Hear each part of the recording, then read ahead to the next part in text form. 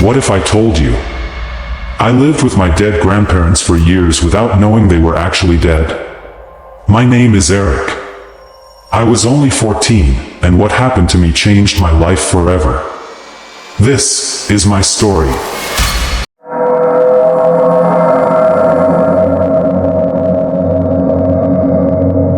One Sunday, I was scraping the kitchen door to repair it, and I heard my grandmother's voice speaking in the living room. It wasn't her usual voice. It was as if she was talking to someone. Someone who wasn't me. Not herself. Someone else. When I entered, she fell silent. She grabbed her prayer beads and said to me, "Don't stand silently behind me. That's not good." But I wasn't behind her. I was far away. And yet, someone was breathing next to her.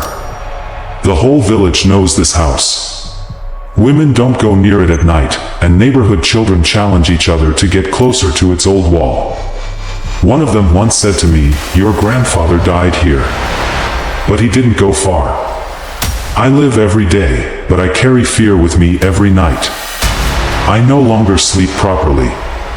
Even when I'm asleep, I hear a voice whispering my name. Eric. My grandmother always says, "Don't be afraid, it's just an illusion." But who is calling me at night? Who enters my dreams without permission? And what's in my grandfather's room, the one that's been locked since his death? I'm Eric. I didn't ask to know the truth, but it will come to me. And it will be the beginning of hell. One Sunday, I was scraping the kitchen door to repair it, and I heard my grandmother's voice speaking in the living room. It wasn't her usual voice. It was as if she was talking to someone. Someone who wasn't me. Not herself. Someone else. When I entered, she fell silent. She grabbed her prayer beads and said to me, "Don't stand silently behind me." That's not good. But I wasn't behind her. I was far away. And yet, someone was breathing next to her. The whole village knows this house. Women don't go near it at night, and neighborhood children challenge each other to get closer to its old wall. One of them once said to me, "Your grandfather died here." But he didn't go far. I live every day, but I carry fear with me every night. I no longer sleep properly. Even when I'm asleep, I hear a voice whispering my name. Eric. My grandmother always says, "Don't be afraid, it's just an illusion." But who is calling me at night? Who enters my dreams without permission? And what's in my grandfather's room, the one that's been locked since his death? I'm Eric. I didn't ask to know the truth, but it will come to me. And it will be the beginning of hell. The day began as usual, silent, clouds covering the sky, and an autumn breeze filling the air with its cool scent. I was in the kitchen. The only sound to be heard was the sound of spoons hitting cups, and my grandmother was making tea as usual every morning. I approached her and said, "Grandma, can we go to the market? We need some bread." She didn't answer. She remained silent, her eyes fixed on the cup, as if something were restraining her. I returned to my room. Only half an hour had passed when I heard a loud crash in the hall. I ran quickly, shouting, "Grandma!" I found her lying on the floor, her eyes open, but not moving. Her mouth was open, and her soul had left. I froze in place. I could no longer hear anything. I was unable to scream or even cry. I knelt down next to her, held her hand, and wept silently. The villagers came, held the funeral, and buried her next to my grandfather. I cried in front of everyone. My heart was burning, and my mind was unable to comprehend. I kept repeating to myself, "Who will take care of me now? I'm still young. Who?" After the funeral, the people dispersed. Some neighbors offered me to stay with them temporarily, but I refused. I returned to our house, that old house where I had lived with my entire family. Now, I was the only one left. I entered. Darkness overcame the light. The walls seemed to be crying, and the smell of musk mixed with dust and age. As I crossed the hall, I heard something. Breathing. And a slight movement, coming from the kitchen. I approached slowly, and was shocked. I found my grandmother sitting on her old chair, sewing as she always did. She was wearing her white galabeah. I could see the thread twirling between her fingers. Without looking up, she said, "Where have you been? Lunch is ready. It's still warm." I froze. I felt the blood drain from my face, and my legs trembled violently. I stared at her, and thought, This is impossible. I buried her. What's going on? What is this? Grandma, is it you really you? I said, my voice trembling. She raised her eyes and, coldly and emotionlessly, answered, "Who could it be? I never left. They don't remember very well. They want to separate us. But I'm here." I began to recoil. My heart was pounding, and my mind was screaming, "Run, run now." But my feet didn't move. My grandmother stood up and walked over to the refrigerator, opening it and searching inside, just as she always did. She wasn't dead, but she wasn't alive either. She was something else. And all I could think was, what brought her back? I stood motionless, breathing heavily, my eyes fixed on the woman preparing the food as if nothing had happened. My grandmother, whom I had buried with my own hands, was now opening the refrigerator and preparing lunch. I could hear the sound of spoons, the sound of plates, the sound of life, but it wasn't a normal life. My heart was pounding, and I kept repeating to myself, "It can't be. She was dead." I saw her body, we prayed for her, and buried her. As I stood trembling in place, I heard the front door open, and heavy footsteps coming from the entrance. And then, something terrible happened. The voice of a man I knew. I couldn't miss it. "My son, come for lunch, I think you're hungry." I froze. I slowly raised my head. It was my grandfather. My grandfather, who died in this house, and whom we buried 2 years ago. He stands before me, healthy, with his eyes full of the tenderness I knew. His same voice, his same posture, the same musky scent mixed with sweat. I stared at him in astonishment and whispered to myself, "I'm dreaming. This must be a dream. These are just nightmares caused by the trauma. This can't be real." My grandfather walked into the kitchen and said to my grandmother in his old voice, "Didn't you prepare lunch for me? That's not your habit. Eat, you and your grandson," she replied, placing a plate of meatballs and potatoes. I listened to them talking as if they had never died, as if everything was normal, as if time hadn't stopped. My childhood memories came flooding back, sitting with them, laughing, playing, eating. My tears almost fell, but something inside me was fighting the fear. My grandfather looked at me and said, "What's wrong, son? Aren't you hungry?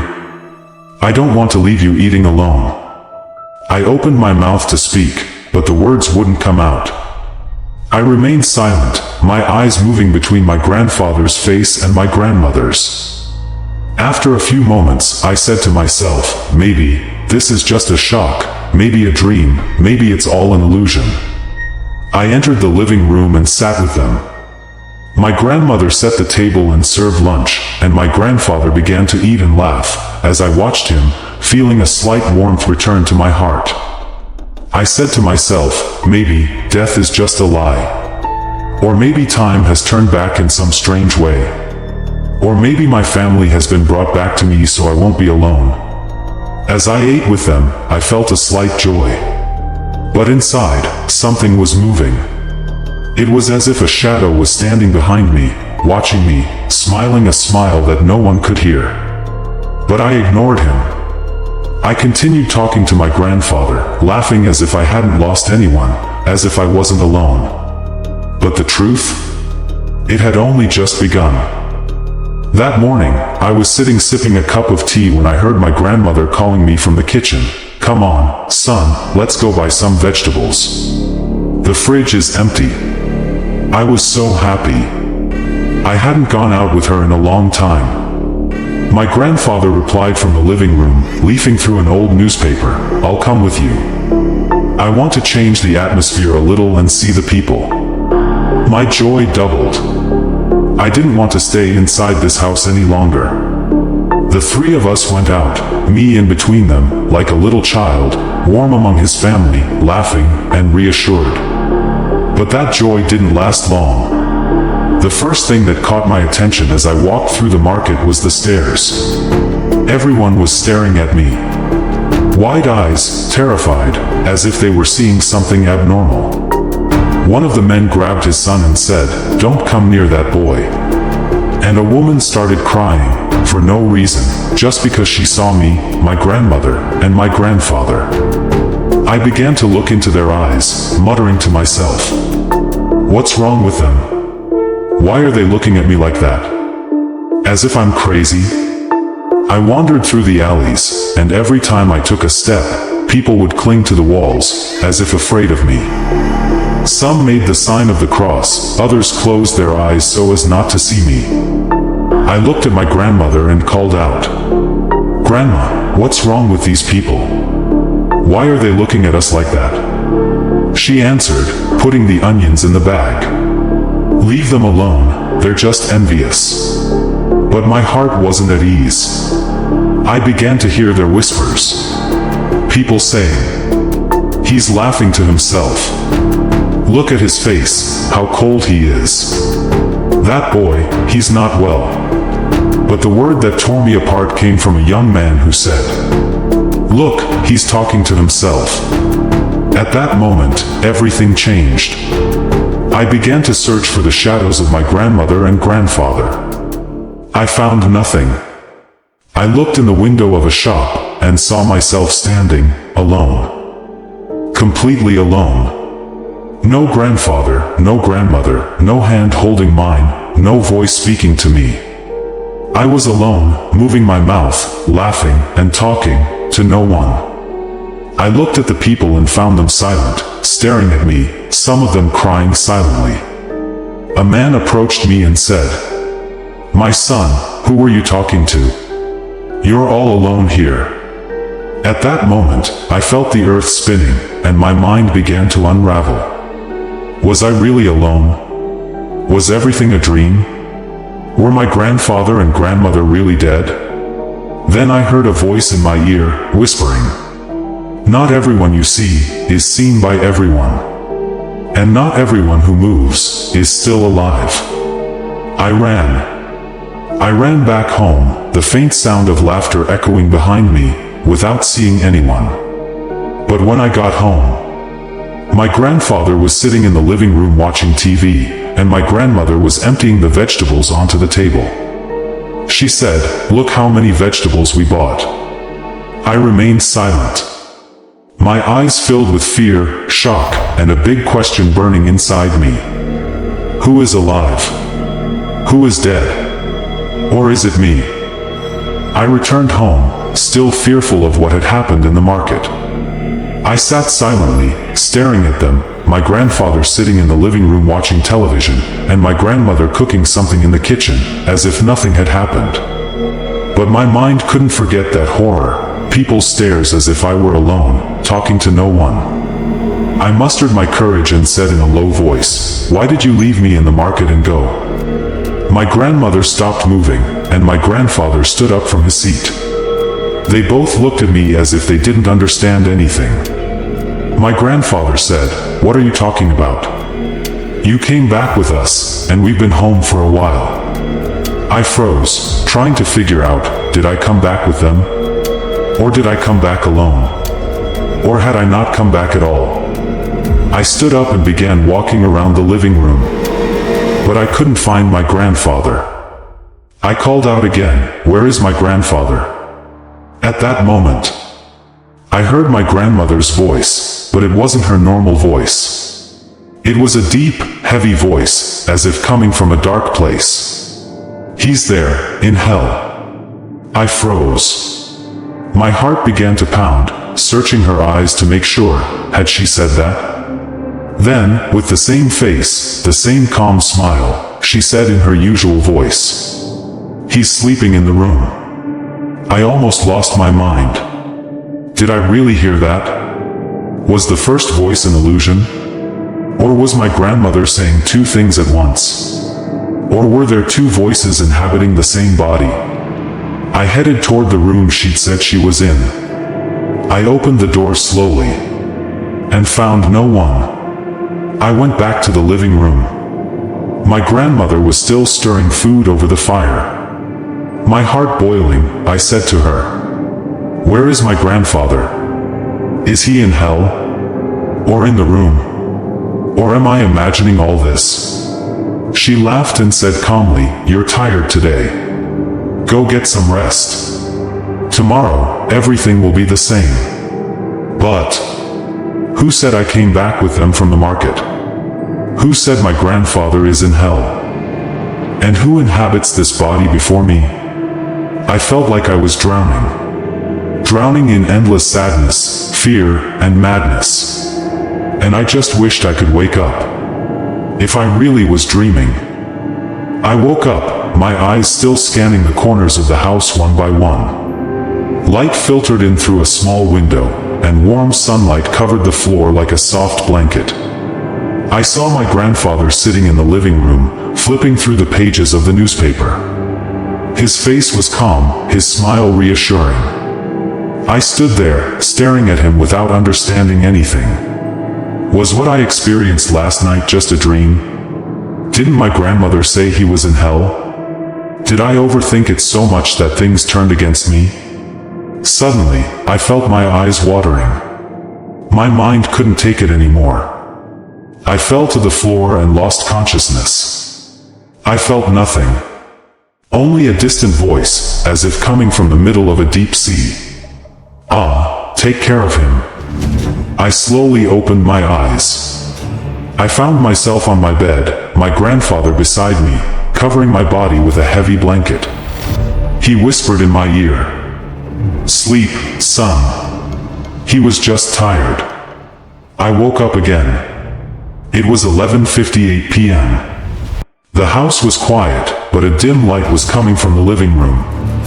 I walked out slowly, my heart pounding, as if something inside me was broken. I saw my grandparents sitting in the living room watching TV, as if nothing had happened. My grandfather was laughing, and my grandmother was scratching her feet, enjoying the moment. I looked at them, stunned, lost between reality and fantasy. My grandmother said in her tender voice, "What's wrong, my son? What happened to you?" My grandfather replied, laughing, maybe the sun affected him a little. My face froze. This scene repeated itself.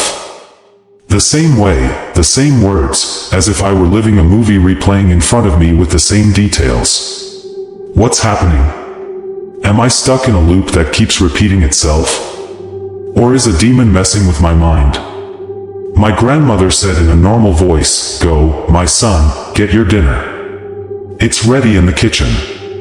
My feet moved of their own accord. I walked, my heart pounding inside me, my mind refusing to comprehend. I reached the kitchen, found a plate of hot soup and a piece of bread. I carried it and returned to the living room. I sat next to my grandparents and began to eat. But every spoonful shattered my mind further. I ate while thinking to myself, who am I? Am I alive? Are these people real? Or am I dreaming a deadly dream? Everything seemed normal. But inside, I was dying of shock, my mind sinking into a deep abyss. And what's worse, there's no way out of this nightmare. I'm trapped. Trapped inside a house. There's light. There are people. But none of them are real. I was still eating. The plate was in front of me, the spoon in and out of my mouth tastelessly, unconsciously. My mind was a mess, my gaze darting everywhere, and my heart pounding like an upside-down drum. And suddenly, the clock struck exactly midnight. 3 heavy ticks, each one like a bullet piercing my ear. I looked up unconsciously. I saw my grandparents staring at the ceiling. Not moving. Not laughing. Just looking up. And their mouths slowly began to open. And I watched them, frozen in place, like a stone statue. No matter how unnatural it was.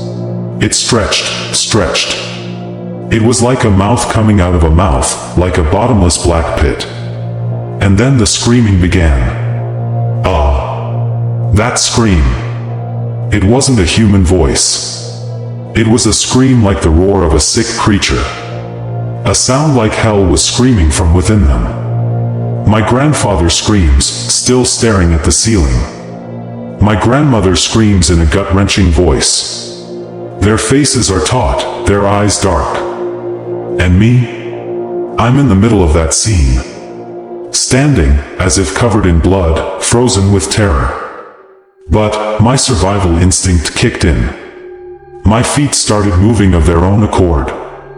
I ran. My thinking stopped, my vision stopped. I just ran, straight for the door. I went out into the street, breathing hard. Blood pounding in my ears. I went to the neighbor's house, knocked. No sound. I looked at the window, dark. I looked for any sign of life. No one. Everyone is asleep. And the street trembles with a terrible silence. I began to feel that I was alone in this world. Where are the people? Where are the neighbors? My legs could no longer carry me. My breathing was interrupted. And hope began to slip away from me. And before I could lose control of my soul, I saw my grandfather standing in the middle of the road. He was wearing his galabeah, looking around, searching. Eric, where did you go? I fell to my feet. Consciousness slipped from me, and only my body remained, lying in the middle of the street. The last thing I felt. A large, warm hand was holding me. My grandfather whispered in a strange voice. Come on, let's take you back home. And I was taken back. But to where? To which home? What reality am I being taken back to? I woke up. Light was streaming in through the window, and birds were chirping. But it wasn't a comforting light. It was a piercing light, like a stab in the eye. I was in my bed. The blanket was covering me, and everything seemed normal. But my mind wasn't. In an instant, I remembered everything. The screaming. The open mouth. That strange howl. My grandfather in the street. My grandmother staring at the ceiling. I jumped out of bed like a thunderclap. I didn't think twice. I got dressed and left the house. I saw my grandfather and grandmother looking at me. In their eyes was a sharp astonishment. Where? What's wrong? What happened? I didn't answer. I walked straight toward the cemetery. I didn't go just to see the grave. I remembered perfectly well that I had buried my grandmother. I reached the grave. I knelt and began to dig. With my hands, my nails, my stones. Like a madman. Like a maniac. The dust scatters, and I scream. What's happening? What a lie. I didn't feel my hands bleeding, nor my tears flowing. I was searching for the truth.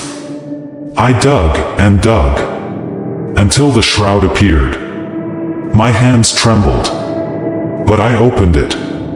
And there she was. My grandmother. Decomposed. The smell of death emanated from her. Her face was no longer her face. But I knew her. I knew her completely. And here, my breath caught. My tears flowed like rain. And I screamed. I screamed like a madman. What is this? What nonsense is this? What is going on? My voice shook the cemetery. But no one heard. Not a soul responded. I stayed in the hole, beside my grandmother, and my mind began to crack. Little by little, I stayed by the graveside, the open shroud beside me, my decomposing grandmother a witness to the bitter truth. Suddenly, I felt a hand touch my shoulder. My whole body spasmed. I lost the ability to breathe. Slowly I turned around, and there they were, my grandparents. But they weren't them. They weren't as I knew them. Their faces were terrifying. No eyes, just two black dots, sunk in darkness. The mouth, open but sewn with white threads, as if it weren't a human mouth. And their faces were cracked and torn. The smile? A devilish smile. A smile that made death feel close.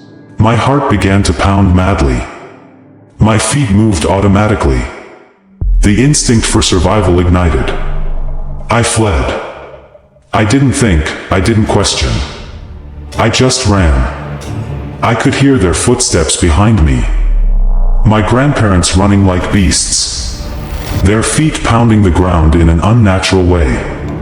I screamed and cried. Help me. Did you see them? They're dead, but they're alive. I ran toward the village. The neighbors, the people. I shouted in the middle of the street. They're chasing me. My grandmother is dead. And my grandfather has his mouth sewn shut. But the people? They looked at me like I was crazy. One of them grabbed his son. Another closed the windows. And someone started chanting ritual words. They think I'm alone. But I'm not alone. They're chasing me. They're chasing me fiercely. I began to scream. Hysterically. A scream emanating from the depths of my soul. Not the scream of a child, nor a teenager. But the scream of someone who has lost his mind, lost his confidence, lost his security. People came out of their homes, gathered around me. Some crying, some leaning closer. Another saying, "There's nothing normal about this boy. It's horrific what's happened to him." Suddenly, the priest of the church appeared. His face was impassive, silent, his eyes piercing with a depth beyond any doctor or psychologist. Everyone fell silent. And he said in a low but bone-piercing voice, "I know what's wrong with him. He's not sick, nor is he insane. He's haunted by the spirits of his grandparents." He remained in denial about their deaths, so their spirits inhabited his mind, residing within him, haunting him with their personalities. People were overwhelmed with grief. And one asked, "Can he be cured?" The priest replied, "From today, I will take him to live with me in the church. I will teach him how to balance himself, how to live a new life." And the days passed. Today, I am 20 years old. I grew up. I got married. I had children. I became a teacher. The nightmares disappeared. The stitched faces disappeared. The shock disappeared. I moved away from the village. I moved to the city. And from there, my life began. Although nostalgia sometimes returned, my mind kept warning me. And one day, I said, "Why not? Let's go back and visit it. Let's see my childhood. Maybe I'll laugh at all of it now." I went. But the village was empty. Everything had changed. The people had left. Nature had become wild again. And the house? My grandmother's and grandfather's house? It wasn't the same. I reached it. Everything was still. Even the wind was silent. I walked slowly. I arrived at the door. I looked up at the window. And I was surprised. My grandparents were looking at me through the window. With the same terrifying expressions. Empty eyes, sewn-up mouth, and a hellish smile. I froze in place. And part of me said, "Go in, face them, these are just memories." But my legs moved without permission. I ran. I returned to the city. I returned to reality. And I decided to forget. I decided to bury that past deep in my mind. And live my present life, with my family, in a city full of life. But, between me and you, every time I see a window, I wait for a face to stare back at me.